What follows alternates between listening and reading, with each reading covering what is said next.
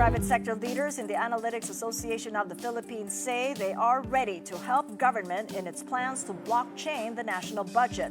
Proposals to blockchain the budget have surfaced of late following the anomalous government flood control projects, now subject to an investigation by the Independent Commission on Infrastructure.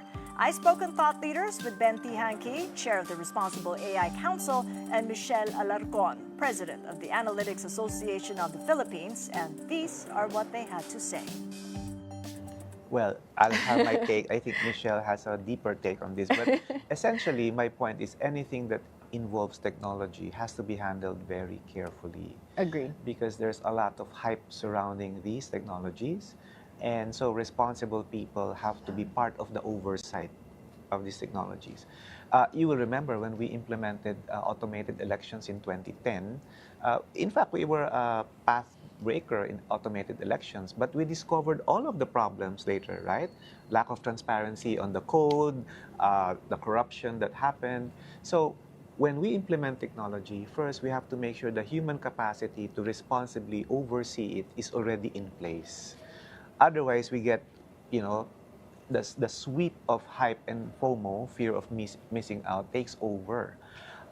That's why I think from a governance perspective, because I'm hearing recommendations that we can solve the flood control issue through AI, etc., and now, of course, blockchaining the budget.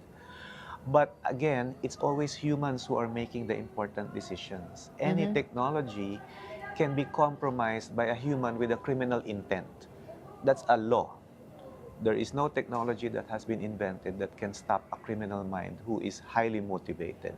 But if you have an ecosystem of professionals who are looking out for these things and who will red flag what they see, and there is transparency in calling it out, then that's a better way to approach this issue. As Dr. Ben mentioned, this is not just about technology, right? I would even say this is about governance, because the Philippines we're not really good at assigning accountabilities. Right? You would have technology, you would have, you can say that there's transparency in the technology, and that was the intention for picking blockchain, right? But at the end of the day, who is accountable? Is it the technology solutions provider? Is it DPWH? Is it going to be, who's going to be accountable if this fails, if this works? Of course. The same with automated elections, if you remember. Same with automated elections. So I think that culture of assigning accountabilities and also saying that, yes, it was my fault or my responsibility. I think we have to do a better job at that. Like we can see now other discussions in Congress, and we have people who are already, testifying, and investigations are happening, but still no one is made accountable for anything, right?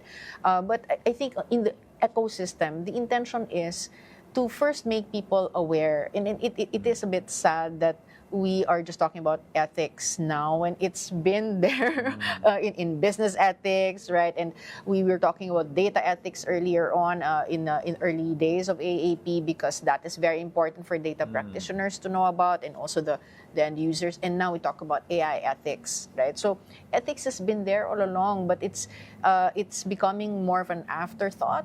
After a crisis. So I think we just need to bring this matter at the forefront.